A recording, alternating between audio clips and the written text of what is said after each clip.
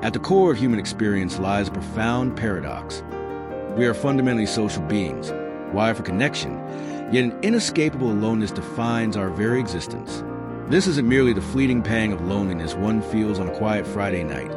It's a deeper, more pervasive reality that Irvin Yalom, the eminent existential psychiatrist, places at the very heart of the human condition. Yalom invites us to confront what he terms existential isolation, the unbridgeable chasm that lies between us and every other living soul. No matter how deeply we love, how intimately we connect, how perfectly someone seems to understand us, their inner world remains forever distinct from our own. We can share experiences, exchange thoughts, and even merge bodies in intimacy, but we can never truly become another, nor can another truly become us. Our consciousness, our subjective experience of reality, is ultimately solitary.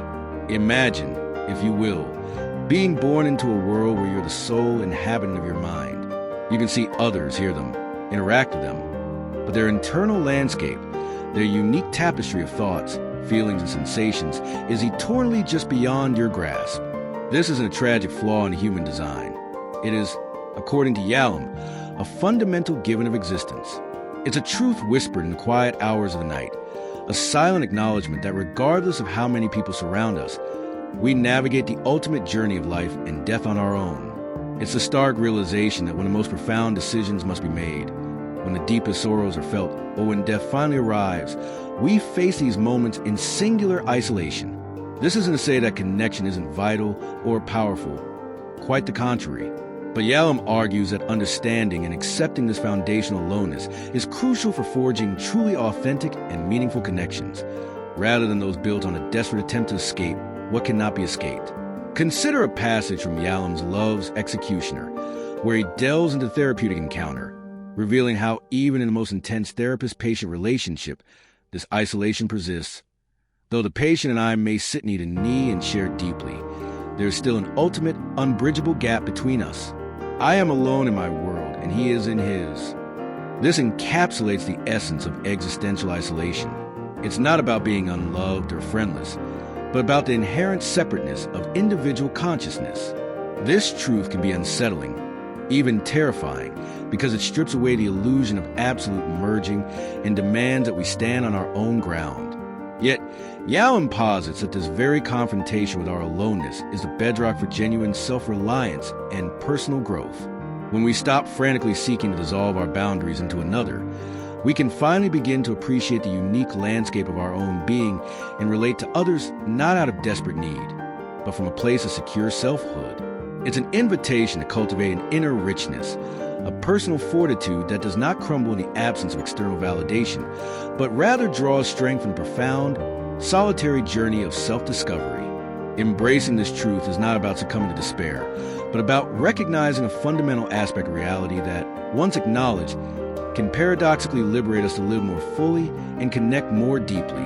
It is a call to recognize that while we are indeed alone in our subjective experience, this aloneness is a shared human condition, and in that shared understanding, a different kind of connection can emerge.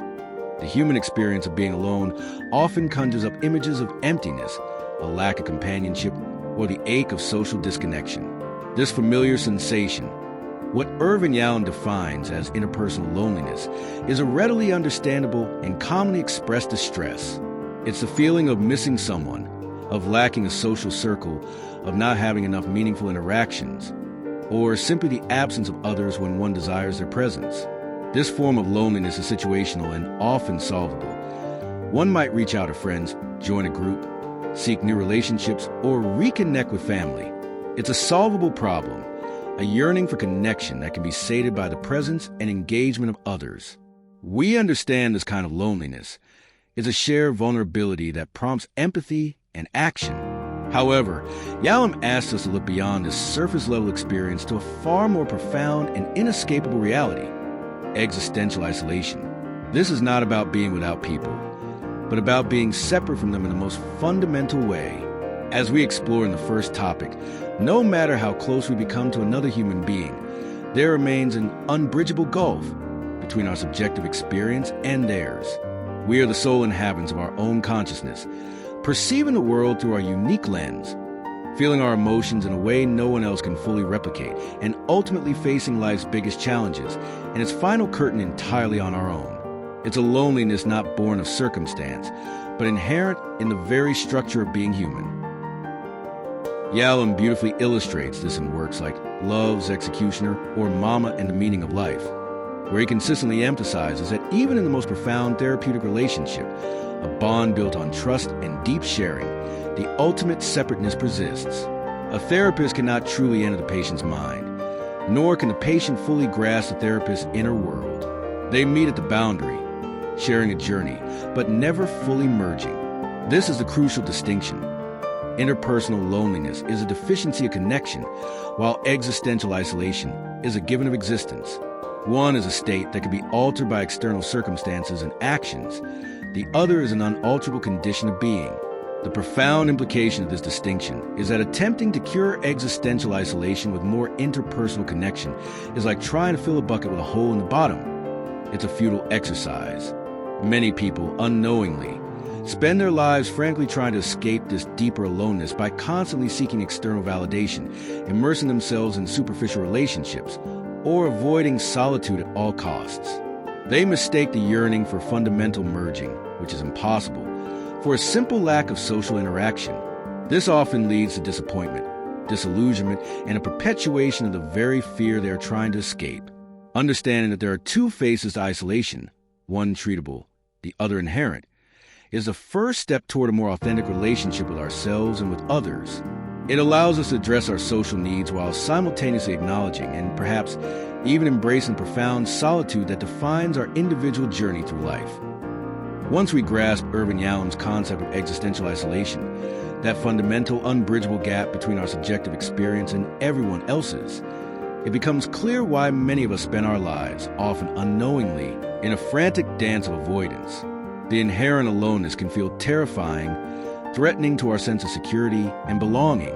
Consequently, humanity has developed myriad strategies, some subtle and some glaringly obvious, to erect elaborate escape routes from this unsettling truth. These aren't necessarily conscious decisions. Rather, they are deeply ingrained patterns driven by an underlying anxiety about confronting the solitary nature of our existence. One of the most common escape routes is the relentless pursuit of external validation and constant stimulation. In an era defined by perpetual connectivity, social media becomes a powerful, yet often superficial antidote to feeling alone. Every like, every comment, every shared experience offers a fleeting reassurance that we are seen, heard, and connected. However, this often translates into an insatiable hunger for approval, where our self-worth becomes tied to external metrics. We might fill our schedules to the brim, fearing a moment of quiet reflection, or constantly seek out social gatherings, even when exhausted, because the alternative, sitting with oneself, feels too daunting. This isn't genuine connection, but rather a strategic maneuver to keep the echoes of existential isolation at bay. Another potent escape mechanism manifests in codependent relationships. Here, individuals attempt to fuse their identity with another, often at the expense of their own autonomy. They might immerse themselves entirely in a partner's life, opinions, and desires, hoping that by becoming one with another, the feeling of individual aloneness will dissipate. Yalom, in his clinical observations, often encountered patients whose desperate attempt to merge with others led to a loss of self, a blurred boundary that ultimately prevented true intimacy.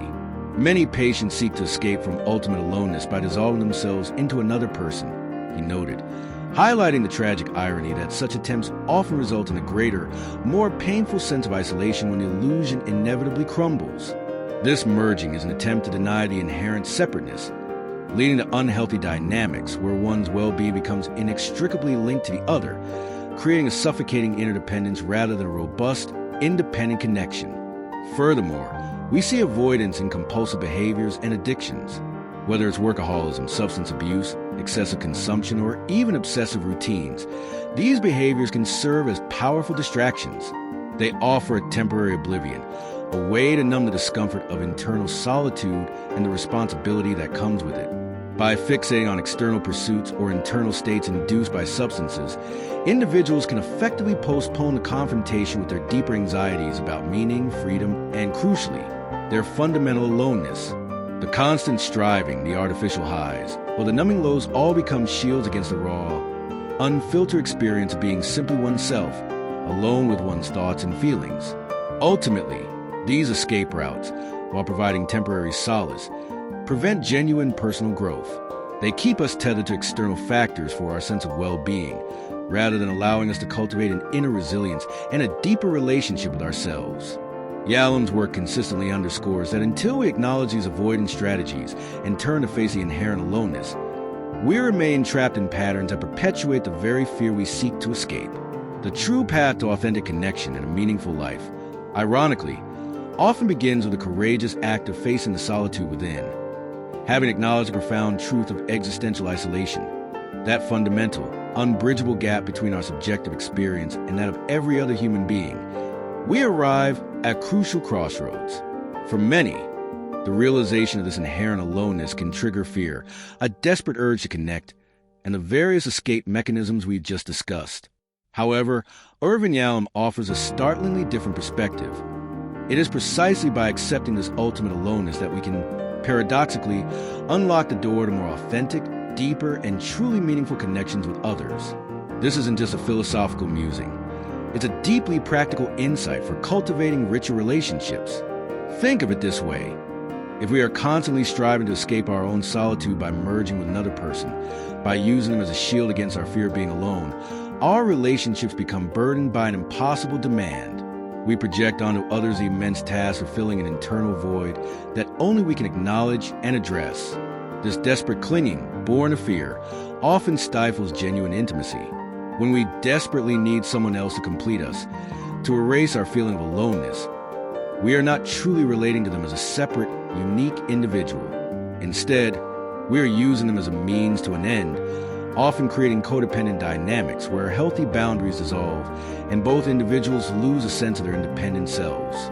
Yalom's work, particularly his therapeutic case studies in Love's Executioner or Mama and the Meaning of Life, frequently illustrates this point.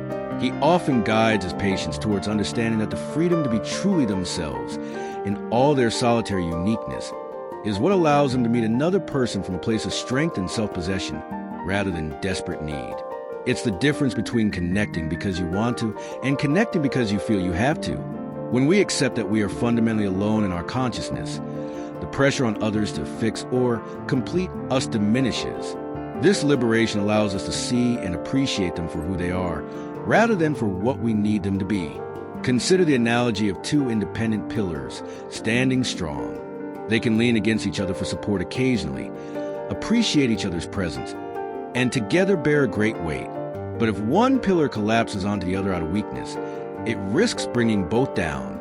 Similarly, when we are comfortable in our own skin, accepting our unique inner world, we can then extend ourselves outward in a more genuine way. We can offer our authentic self, flaws and all, without the constant anxiety that this will somehow lead to abandonment or a heightened sense of isolation. This paradox highlights that true intimacy isn't about eradicating the boundaries between people, but about honoring those boundaries while still reaching across them with empathy and understanding.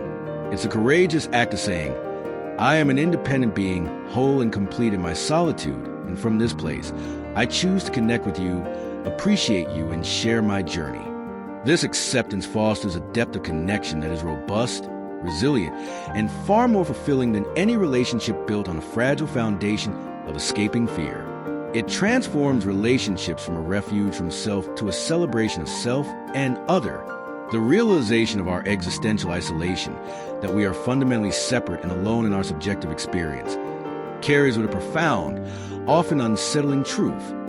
With this aloneness comes an immense and inescapable freedom. And with freedom comes responsibility. This is freedom's edge, a concept central to Irvin Yalom's existential framework, highlighting that we are the authors of our own lives, largely unconstrained by external dictates, and therefore profoundly accountable for our choices, values, and the meaning we create. For many, this revelation can be terrifying. If there's no inherent blueprint for life, no cosmic guidance, and we are truly alone in navigating its complexities, then the weight of choice can feel paralyzing. As Yalom frequently points out, it's often easy to live as if we are determined by external forces, our past, our genetics, societal expectations, or the will of others. Blaming circumstances or others for our predicaments can be a comforting shield against the daunting reality of our own agency. This avoidance of responsibility is, in itself, a choice, albeit an unconscious one, that keeps us from realizing our full potential. It's an attempt to mitigate the anxiety that comes with absolute freedom. Consider how often people say, "I had no choice," or "I'm just a product of my environment." While external factors undoubtedly influence us, Yalom argues that at every juncture, we retain a degree of choice in how we respond, interpret, and act. The awareness of our ultimate aloneness strips away the illusion that someone else will ultimately decide for us, or that a predefined path exists. It forces us to confront the fact that our lives are, to a significant degree, self-created. This isn't merely about choosing what to eat for dinner. It's about choosing our attitudes, our values, our very way of being in the world. Yalom's therapeutic approach consistently challenges patients to embrace this responsibility. He doesn't offer easy answers, but instead helps individuals see where they have abdicated their freedom.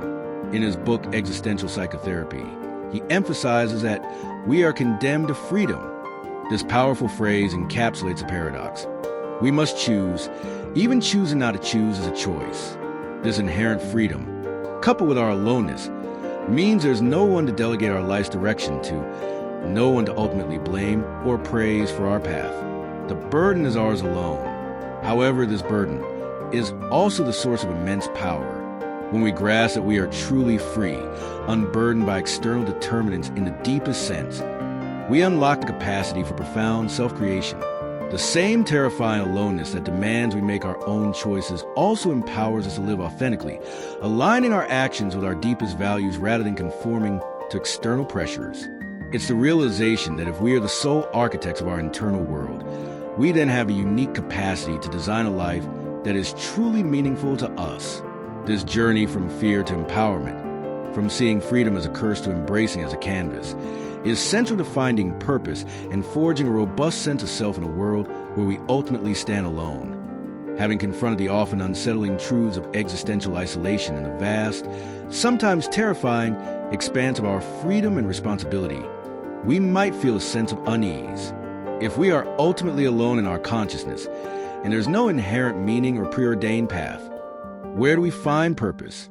Irvin Yalom's most profound contribution lies in shifting this perspective. Rather than searching for meaning as an external entity to be discovered, he proposes that meaning is something we actively create, a byproduct of our engagement with life itself. It's a journey from passive searching to active construction, transforming fear into the foundation for a deeply authentic existence. The human impulse to seek meaning is powerful. When we feel a lack of it, we can fall into what Yalom calls existential vacuum, a sense of emptiness and aimlessness that often fuels the very anxieties we discussed. Many try to fill this void with superficial pursuits, material possessions, status, endless entertainment, or even a desperate clinging to outdated belief systems that provide easy answers. However, these external solutions invariably prove fleeting, leaving the underlying sense of meaninglessness intact. Yalom's clinical experience, detailed in works like When Nietzsche Wept and Mama and the Meaning of Life, continually demonstrates that true, lasting meaning doesn't reside in external achievements or prescribed doctrines, but emerges from within the individual. So, how do we build this internal foundation? Yalom suggests several pathways, all stemming from active engagement and commitment. One primary avenue is through love and connection. While we are existentially isolated, our capacity for deep, empathetic connection with others is immense. When we genuinely invest in relationships, truly seeing and valuing others, we create moments of shared meaning that enrich our lives. These connections are not about escaping aloneness, but about extending ourselves authentically into the world, offering and receiving care, and finding profound purpose in mutual support and shared humanity. Another crucial pathway is self-actualization and creativity. This involves identifying and cultivating our unique talents, pursuing our passions, and contributing something meaningful to the world, however small. Whether it's through art, a chosen profession, a hobby, or simply developing a skill, the act of creation and self-expression provides a profound sense of purpose. It's about leaving our unique mark actualizing our potential, and finding satisfaction in the process of becoming more fully ourselves. Finally, Yalom emphasizes the importance of facing our finitude. The awareness of death, rather than being a source of despair, can become a powerful catalyst for living more fully in the present. Knowing that our time is limited can sharpen our focus, prompting us to prioritize what truly matters, to take risks, and to make choices that align with our deepest values. It shifts our perspective from endless procrastination to urgent engagement, imbuing each moment with a heightened sense of value and purpose. As Yalom often implies, it is in the shadow of death that life glows most brightly. Ultimately, Yalom's message is one of profound empowerment. The fear of being alone transforms from a paralyzing anxiety into a foundational truth that invites us to build a life of authentic meaning from within. By embracing our aloneness, owning our freedom, and actively engaging in love, creation, and a conscious relationship with our own mortality, we move beyond merely existing to truly living, crafting a unique, resilient, and deeply meaningful life, one conscious choice at a time.